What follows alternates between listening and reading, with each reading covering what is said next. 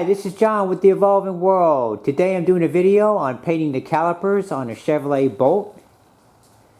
So, I like the car a lot. I really like the color a lot.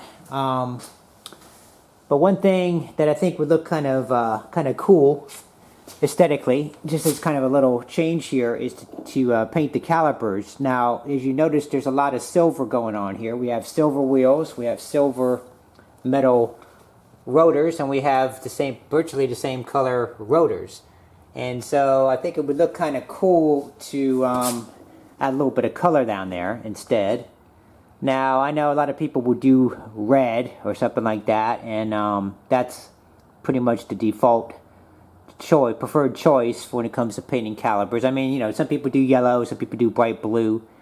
But I'm going to try to do something a little more interesting. I've always liked this color, actually. And so what I've done is I've bought some paint that's color matched to the body.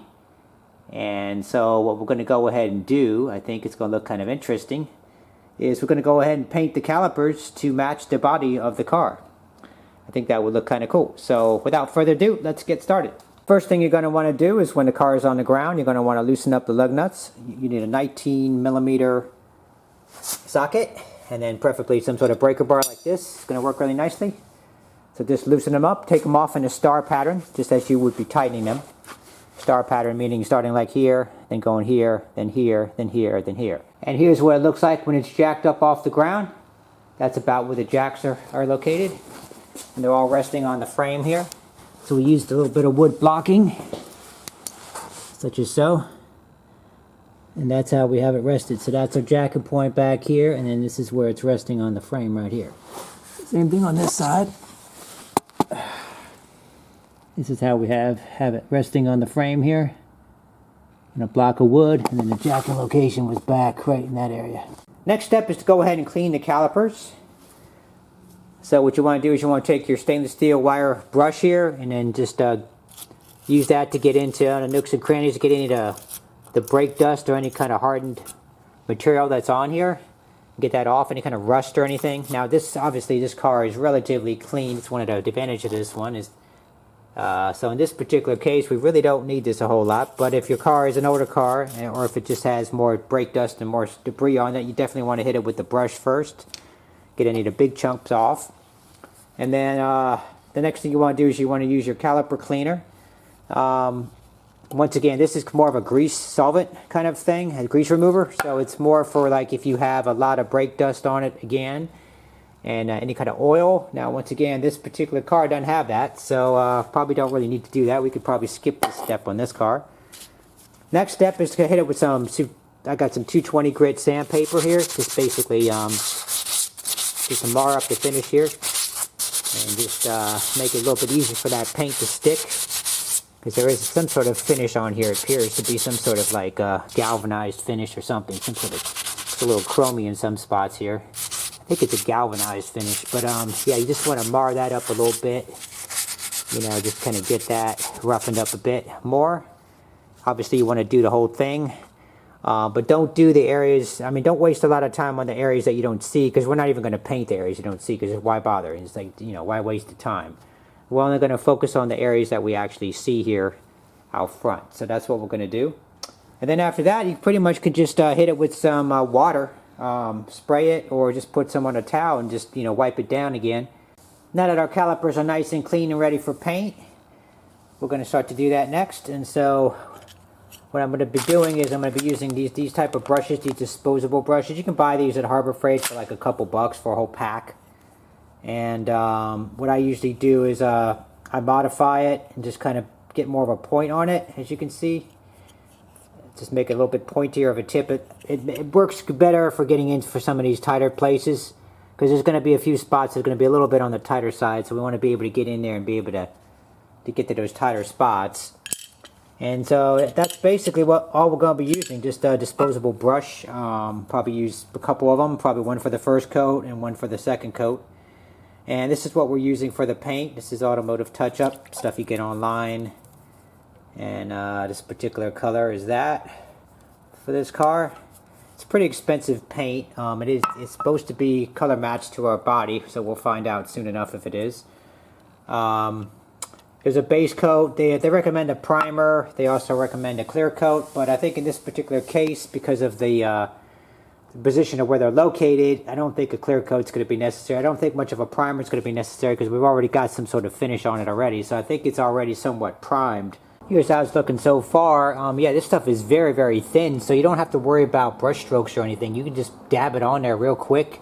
That's basically one coat there. As you can see, it adds some color to it. Okay, so I've just finished the first coat here. So here's what it looks like. That's with the first coat on. It's not looking too bad. I like it. So I've been very, I've been not painting all the way in the back, as you can see, because you just don't see it beyond. That's about where I stopped it, right at about this this mark right here, this boot thing right here. That's about the line. Here's what it looks like with the second coat on. As you can tell, it has a little bit more color to it, a little bit more consistency now. Now in the back here, I've noticed that the center part right here, this part right here, is smoother, so it's not quite sticking as well. As you can see how it sticks better here than it does here. You can see there's paint strokes that don't look all that good. It looks good from a distance and not so good up close. So we're definitely going to have to hit this area at least probably 4 coats. So here's what it's looking like with the third coat on. I think it looks pretty uniform now. I like how the color matches the body color. I like how it contrasts against that silver galvanized kind of finish, and how it goes with the black as well. You know, it just looks so good. It's going to look good with silver wheels. I think it's going to look good with black wheels. It's just going to look good in general. My only real complaint about it is as you can see here, especially in this back middle section again, it's just not sticking as well right there. I don't know what it is.